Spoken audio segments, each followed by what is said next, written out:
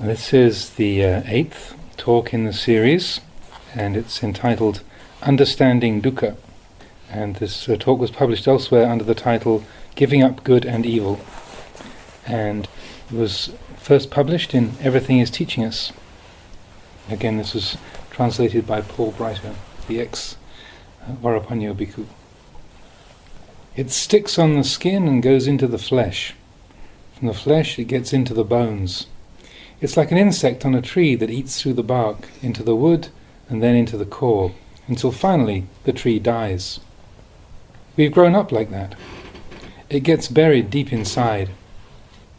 Our parents taught us grasping and attachment, giving meaning to things, believing firmly that we exist as a self-entity and that things belong to us. From our birth, that's what we're taught.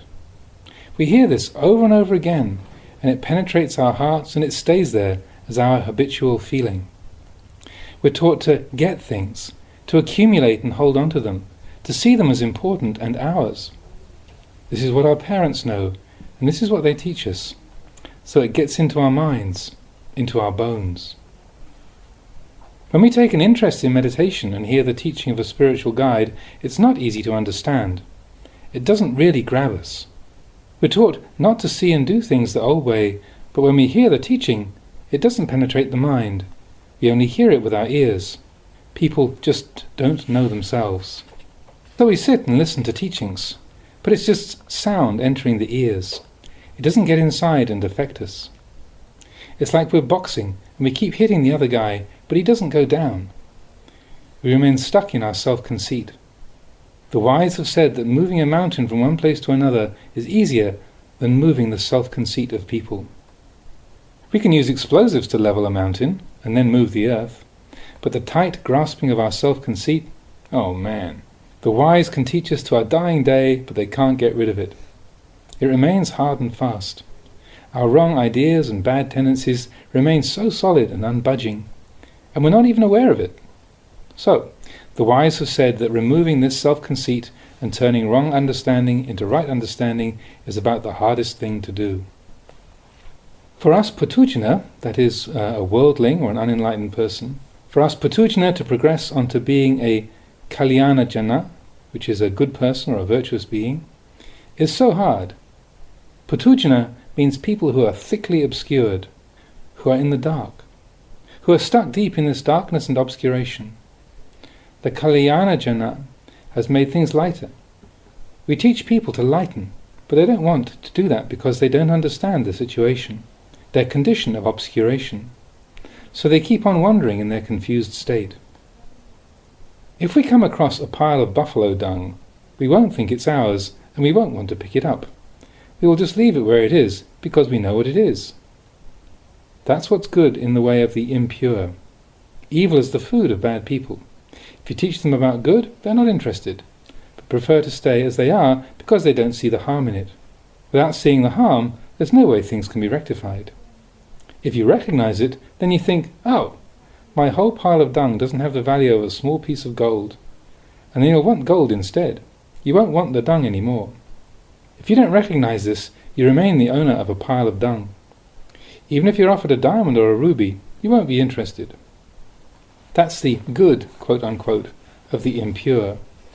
Gold, jewels and diamonds are considered something good in the realm of humans. The foul and rotten is good for flies and other insects. If you put perfume on it, they would all flee away. What those with wrong view consider good is like that. That's the good for those with wrong view, for the defiled. It doesn't smell good, but if we tell them it stinks, they'll say it's fragrant. They can't reverse this view very easily. So, it's not easy to teach them. If you gather fresh flowers, the flies won't be interested in them. Even if you tried to pay them, they wouldn't come. But wherever there's a dead animal, wherever there's something rotten, that's where they'll go. You don't need to call them, they just go. Wrong view is like that. It delights in that kind of thing. The stinking and rotten is what smells good to it. Bogged down and immersed in that. What's sweet-smelling to a bee is not sweet to a fly. Fly doesn't see anything good or valuable in it and has no craving for it. There is difficulty in practice, but in anything we undertake, we have to pass through difficulty to reach ease. In Dhamma practice, we begin with the truth of dukkha, the pervasive unsatisfactoriness of existence. But as soon as we experience this, we lose heart. We don't want to look at it. Dukkha is really the truth, but we want to get around it somehow. It's similar to the way we don't like to look at old people, but prefer to look at those who are young. If we don't want to look at dukkha, we will never understand dukkha, no matter how many births we go through. Dukkha is a noble truth. If we allow ourselves to face it, we will start to seek a way out of it. If we're trying to go somewhere and the road is blocked, we'll think about how to make a pathway. Working at it day after day, we can get through. When we encounter problems, we develop wisdom like this. Without seeing dukkha, we don't really look into and resolve our problems. We just pass them by indifferently. My way of training people involves some suffering, because suffering is the Buddha's path to enlightenment.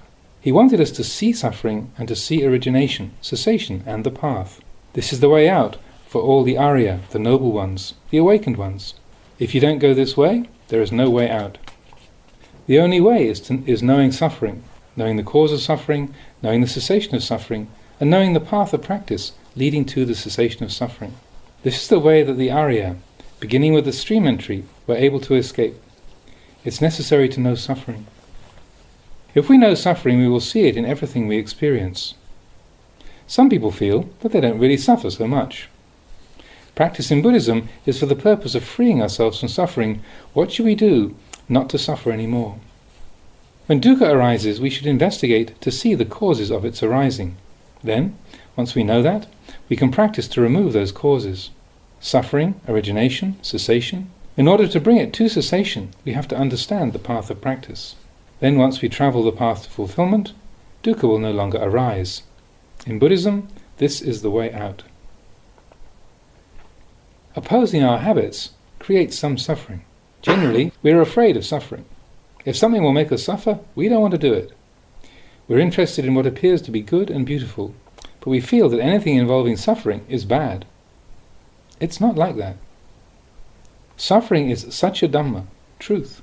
If there is suffering in the heart, it becomes the cause that makes you think about escaping. It leads you to contemplate. You won't sleep so soundly because you'll be intent on investigating to find out what is really going on, trying to see causes and their results. Happy people don't develop wisdom. They're asleep. It's like a dog that eats its fill. Afterwards, it doesn't want to do anything. It can sleep all day. It won't bark if a burglar comes. It's too full, too tired. But if you only give it a little food, it'll be alert and awake. If someone tries to come sneaking around, it'll jump up and start barking.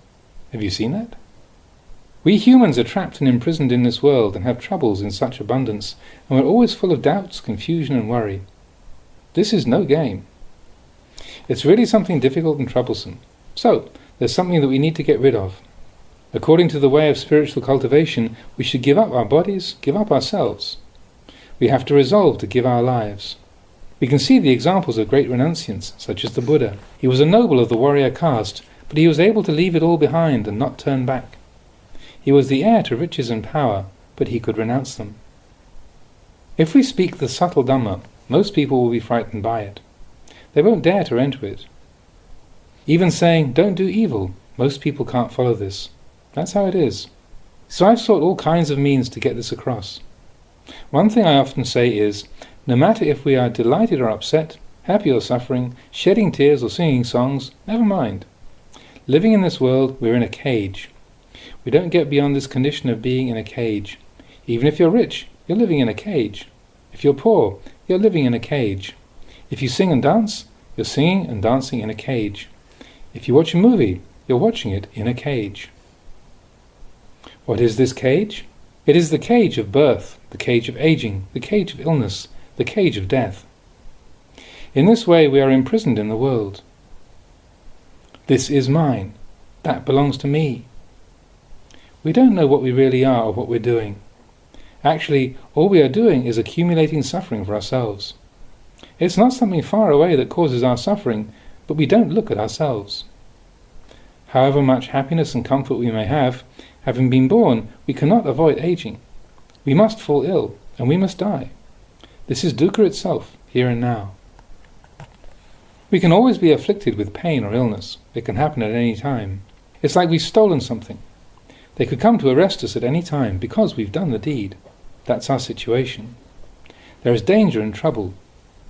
We exist among harmful things. Birth, aging and illness reign over our lives. We can't go elsewhere and escape them. They can come and catch us at any time. It's always a good opportunity for them. So we have to cede this to them and accept the situation. We have to plead guilty. When the body is born, it doesn't belong to anyone. It's like our meditation hall. After it's built, spiders come and stay in it. Lizards come to stay in it. All sorts of insects and crawling things come to stay in it. Snakes may come and live in it. Anything may come and live in it. It's not only our hall, it's everything's hall. These bodies are the same. They aren't ours. People come to stay in and depend on them. Illness, pain and aging come to reside in them, and we're merely residing along with them. When these bodies reach the end of pain and illness and finally break up and die, that is not us dying. So, don't hold on to any of this. Instead, you have to contemplate the matter, and then your grasping will gradually be exhausted. When you see correctly, wrong understanding will stop. Birth has created this burden for us, but generally we can't accept this. We think that not being born would be the greatest evil. Dying and not being born would be the worst thing of all. That's how we view things. We usually only think about how much we want in the future, and then we desire further. In the next life, may I be born among the gods? May I be born as a wealthy person? We're asking for an even heavier burden, but we think that it'll bring happiness. Such thinking is an entirely different way from what the Buddha teaches. That way is heavy. The Buddha said to let go of it and cast it all away. But we think, I can't let go. So we keep carrying it, and it keeps getting heavier. Because we were born, we have this heaviness. To really penetrate the Dhamma purely is thus very difficult. We need to rely on serious investigation. Going a little further, do you know if craving has its limits? At what point will it be satisfied? Is there such a thing?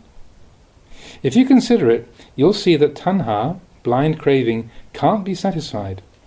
It keeps on desiring more and more. Even if this brings such suffering that we're nearly dead, tanha will keep on wanting things because it can't be satisfied. This is something very important. If we could think in a balanced and moderate way, well, let's talk about clothes. How many sets do we need? And food. How much do we eat? At the most, for one meal, we might eat 2 plates, and that should be enough for us. If we know moderation, we'll be happy and comfortable. But this is not very common. The Buddha taught, quote, instructions for the rich, unquote. What this teaching points to is being content with what we have. One who is content is a rich person. I think this kind of knowledge is really worth studying. The knowledge taught in the Buddha's way is something worth learning, worth reflecting on. Then the pure Dhamma of practice goes beyond that. It's a lot deeper. Some of you may not be able to understand it. Just take the Buddha's words that there is no more birth for him, that birth and becoming are finished. Hearing this makes you uncomfortable. To state it directly, the Buddha said that we should not be born, because that's suffering. Just this one thing, birth, the Buddha focused on, contemplating it and realizing its gravity. All dukkha comes along with being born. It happens simultaneously with birth. When we come into this world, we get eyes, a nose, a mouth. It all comes along only because of birth. But if we hear about dying and not being born again, we feel it would be utter ruination. We don't want to go there. But the deepest teaching of the Buddha is like this. Why are we suffering now? Because we're born. So we're taught to put an end to birth. This is not just talking about the body being born and the body dying. That much is easy to see. A child can understand it. The breath comes to an end, the body dies, and it just lies there. This is what we usually mean when we talk about death. But a breathing dead person? That's something that we don't know about. A dead person who can walk and talk and smile is something we haven't thought about. We only know about the corpse that's no longer breathing, and that's what we call death. It's the same with birth.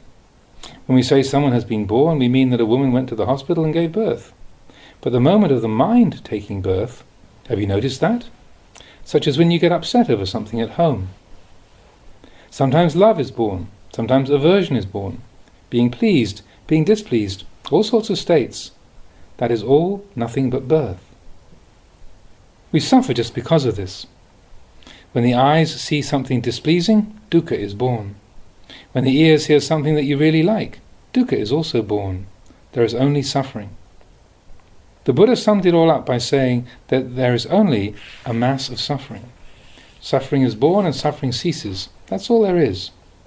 We pounce on and grab at it again and again, pouncing on arising, pouncing on cessation, never really understanding it. When dukkha arises, we call that suffering. When it ceases, we call that happiness. It's all old stuff, arising and ceasing. We're taught to watch body and mind arising and ceasing. There's nothing else outside of this. To sum it up, there's no happiness, there's only dukkha. We recognize suffering as suffering when it arises. Then, when it ceases, we consider that to be happiness. We see it and designate it as such. But it isn't. It's just dukkha ceasing. Dukkha arises and ceases, and we pounce on it and catch hold of it. Happiness appears and we're pleased. Unhappiness appears and we're distraught. It's really all the same, mere arising and ceasing. When there is arising, there's something, and when there's ceasing, it's gone. This is where we doubt. Thus it's taught that dukkha arises and ceases, and outside of that, there is nothing. When you come down to it, there is only suffering, but we don't see clearly. We don't recognize clearly that there is only suffering because when it stops, we see happiness there. We seize on it and get stuck there. We don't really see the truth that everything is just arising and ceasing. The Buddha summed things up by saying that there is only arising and ceasing and nothing outside of that. This is difficult to listen to, but one who truly has a feel for the Dhamma doesn't need to take hold of anything and dwells in ease. That's the truth. The truth is that in this world of ours there is nothing that does anything to anybody. There is nothing to be anxious about. There's nothing worth crying over, nothing to laugh at. Nothing is inherently tragic or delightful, but such experiencing is what's ordinary for people. Our speech can be ordinary. We relate to others according to the ordinary way of seeing things. That's okay, but if we're thinking in the ordinary way, that leads to tears. In truth, if we really know the Dhamma and see it continuously, nothing is anything at all. There's only arising and passing away. There's no real happiness or suffering. The heart is at peace then, when there is no happiness or suffering. When there's happiness and suffering, there's becoming and birth. We usually create one kind of karma, which is the attempt to stop suffering and produce happiness. That's what we want. But what we want is not real peace. It's happiness and suffering. The aim of the Buddha's teaching is to practice to create a type of karma that leads beyond happiness and suffering and that will bring peace. But we aren't able to think like that. We can only think that having happiness will bring us peace. If we have happiness, we think that's good enough. Thus we humans wish for things in abundance. If we get a lot, that's good. Generally, that's how we think. Doing good is supposed to bring good results, and if we get that, we're happy. We think that's all we need to do, and we stop there. But where does good come to conclusion? It doesn't remain. We keep going back and forth, experiencing good and bad, trying day and night to seize on to what we feel is good. The Buddha's teaching is that first we should give up evil and then practice what is good. Second, he said that we should give up evil and give up the good as well, not having attachment to it, because that is also one kind of fuel. Fuel will eventually burst into flame. Good is fuel, bad is fuel. Speaking on this level kills people. People aren't able to follow it, so we have to turn back to the beginning and teach morality. Don't harm each other, be responsible in your work, don't harm or exploit others. The Buddha taught this, but just this much isn't enough to stop.